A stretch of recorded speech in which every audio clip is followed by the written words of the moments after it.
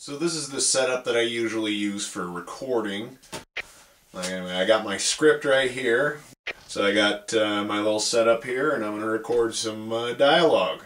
As I was saying, the finale is coming soon. So just to get you drooling, here's an unfinished pencil test of a random action clip. Random action. I hear my drama coach from high school in the back of my mind all the time. Enunciate, Jack. You have to be able to project so that they can hear you in the back.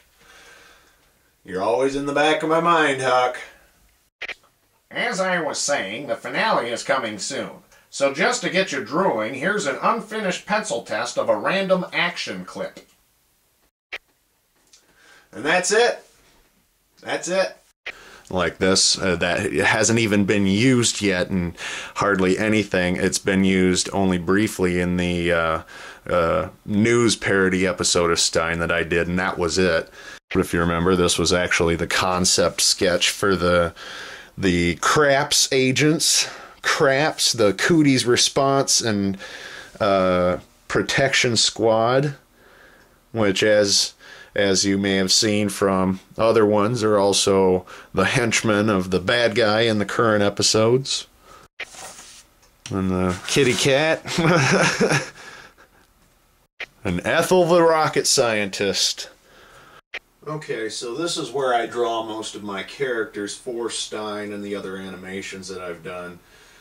This is just an example of what I call puppets, and I'll demonstrate what I mean by that in just a minute. This is actually a rather simple puppet with what I'm doing. I'm using a technique where I'm tracing over an image. In this case, it's an image of my cousin when she was a baby, screaming at a family reunion, which I always thought was really funny, and I'm turning it into an animation, not just for Stein, but for some other things that I have in mind.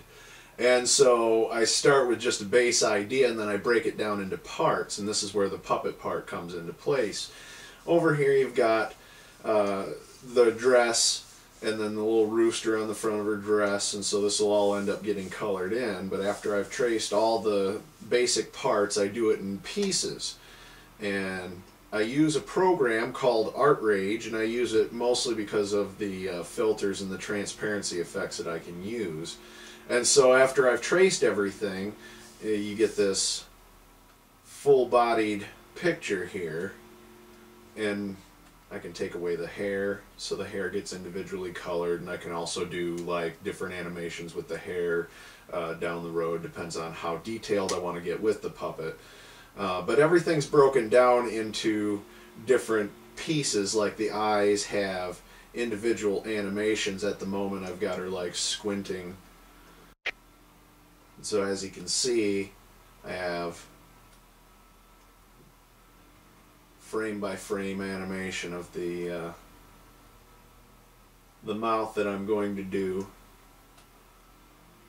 and then the eyes of course have their own blinking animation, and then the other separate piece, as you saw earlier, was the eyebrows, and the eyebrows will move individually just like the eyes, so I can move them around.